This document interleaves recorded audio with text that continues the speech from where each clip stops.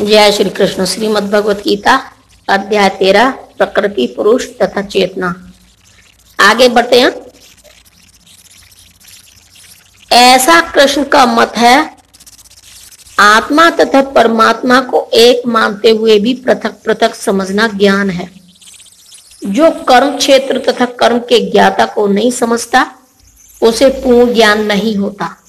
मनुष्य को प्रकृति, पुरुष यानी कि प्रकृति का भोक्ता तथा ईश्वर यानी कि वह ज्ञाता जो प्रकृति एवं व्यष्टि आत्मा का नियामक है की स्थिति समझनी होती है। उसे इन तीनों के विभिन्न रूपों में किसी प्रकार का भ्रम पैदा नहीं करना चाहिए। मनुष्य को चित्रकार चित्र तथा तूलिका में भ्रम नहीं करना चाहिए। यह भौतिक जगत जो कर्म क्षेत्र के रूप में है प्रकृति है और इस प्रकृति का भोक्ता जीव है और इन दोनों के ऊपर परम नियामक भगवान है। वैदिक भाषा में इसे इस प्रकार कहा गया है। श्वेताश्वतर उपनिषद 1.12 में ब्रह्मा के 3 स्वरूप हैं। प्रकृति कर्म क्षेत्र के रूप में ब्रह्मा है तथा जीव भी ब्रह्मा है जो भौतिक प्रकृति को अपने नियंत्रण में रखने का प्रयत्न करता है और इन दोनों का नियामक भी ब्रह्मा है, लेकिन वास्तविक नियामक वही है। इस अध्याय में बताया जाएगा कि इन दोनों ज्ञाताओं में से एक अच्युत है तो दूसरा च्युत है, एक श्रेष्ठ है तो दूसरा अधीन है। जो व्यक्ति क्षेत्र के इन दोनों ज्ञाताओं को एक मान लेता है वह भगवान के शब्दों का खंडन करता है, क्योंकि उनका कथन है मैं भी कर्म क्षेत्र का ज्ञाता हूं। जो व्यक्ति रस्सी को सर्प जान लेता है वह ज्ञाता नहीं है। शरीर कई प्रकार के हैं और इनके स्वामी भी भिन्न भिन्न हैं। क्योंकि प्रत्येक जीव की अपनी निजी सत्ता है जिससे वह प्रकृति पर प्रभुता की सामर्थ्य रखता है, अतएव शरीर विभिन्न होते हैं, लेकिन भगवान उन सब में परम नियंता के रूप में विद्यमान रहते हैं। यहाँ पर च शब्द महत्वपूर्ण है क्योंकि वह समस्त शरीरों का घोतक है। यह श्रील बलदेव विद्याभूषण का मत है। आत्मा के अतिरिक्त प्रत्येक शरीर में कृष्ण परमात्मा के रूप में रहते हैं और यहाँ पर कृष्ण स्पष्ट रूप से कहते हैं कि परमात्मा कर्म क्षेत्र तथा विशिष्ट भोक्ता दोनों का नियामक है।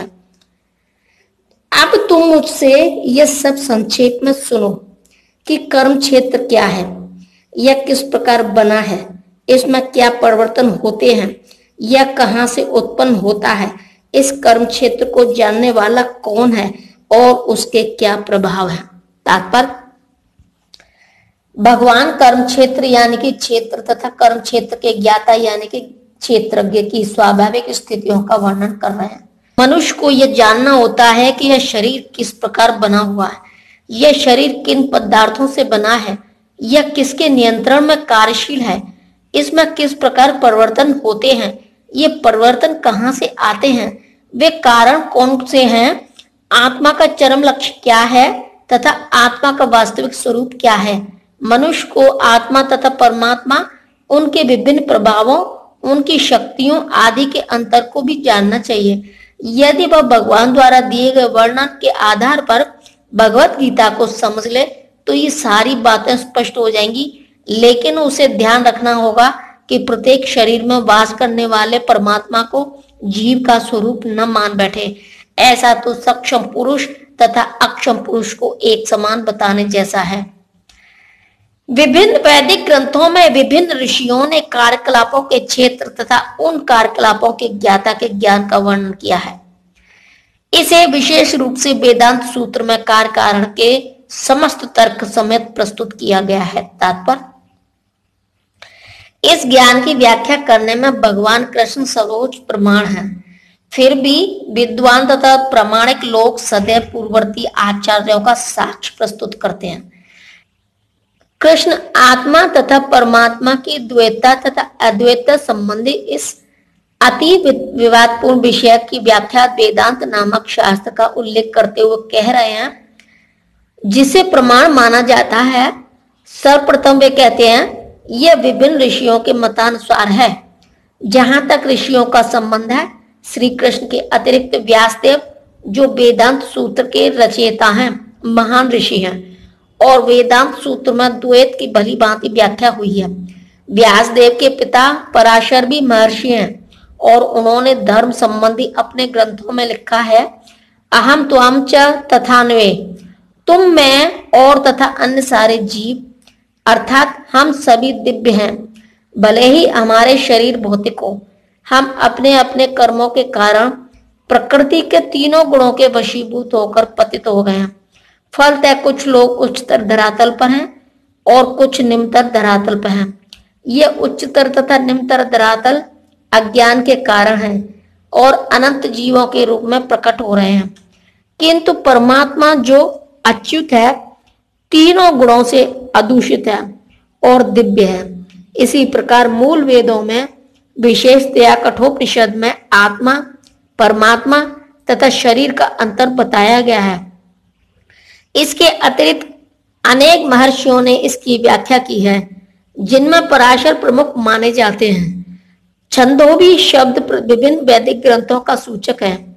उदाहरणार्थ तैत्तिरीय उपनिषद, जो यजुर्वेद की एक शाखा है, प्रकृति, जीव तथा भगवान के विषय में वर्णन करती है। जैसा कि पहले कहा जा चुका है, क्षेत्र का अर्थ कर्म क्षेत्र है। क्षेत्रज्ञ की दो कोटियां हैं, जीवात्मा तथा परम पुरुष। जैसा कि तैत्तिरीय उपनिषद में 2.9 में कहा गया है, ब्रह्मा पुच्छम प्रतिष्ठा, भगवान की शक्ति का प्राकट्य अन्नमय रूप में होता है, जिसका अर्थ है अस्तित्व के लिए भोजन, अन्न पर निर्भरता। यह ब्रह्मा की भौतिकतावादी अनुभूति है। अन्न में परम सत्य की अनुभूति करने के पश्चात फिर प्राणमय रूप में मनुष्य सजीव लक्षणों या जीवन रूपों में परम सत्य की अनुभूति करता है। ज्ञानमय रूप में यह अनुभूति सजीव लक्षणों से आगे बढ़कर चिंतन, अनुभव तथा आकांक्षा तक पहुंचती है।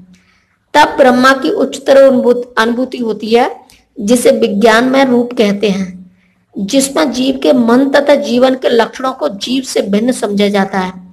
इसके पश्चात परम अवस्था आती है, जो आनंद है, अर्थात सर्व आनंदमय प्रकृति की अनुभूति है।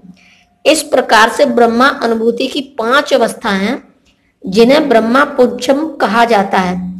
इनमें से प्रथम 3 अन्नमय, प्राणमय तथा ज्ञानमय अवस्थाएं जीवों के कार्यकलापों के क्षेत्रों से संबंधित होती हैं। परमेश्वर इन कार्यकलापों के क्षेत्रों से परे है और आनंदमय है। वेदांत सूत्र भी परमेश्वर को आनंदमयोऽभ्यास्यात् कहकर पुकारता है। भगवान स्वभाव से आनंदमय हैं तथा अन्नमय रूपों में विस्तार करते हैं। कार्यकलापों के क्षेत्र में जीव भोक्ता यानी क्षेत्रज्ञ माना जाता है, किंतु आनंदमय इससे भिन्न होता है। इसका अर्थ यह हुआ कि यदि जीव आनंदमय का अनुगमन करने में सुख मानता है, तो वह पूर्ण बन जाता है। क्षेत्र ज्ञाता यानी कि क्षेत्रज्ञ रूप में परमेश्वर की ओर उसके अधीन ज्ञाता के रूप में जीव की तथा कार्यकलापों के क्षेत्र की प्रकृति का यह वास्तविक ज्ञान है। वेदांत सूत्र या ब्रह्म सूत्र में इस सत्य की गवेषणा करनी होगी।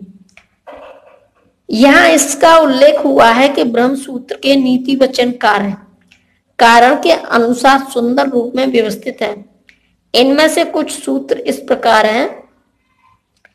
न्याव्याद श्रुते 2.3.2, नात्मा श्रुते 2.3.18 तथा परातु तच्छुते 2.3.40।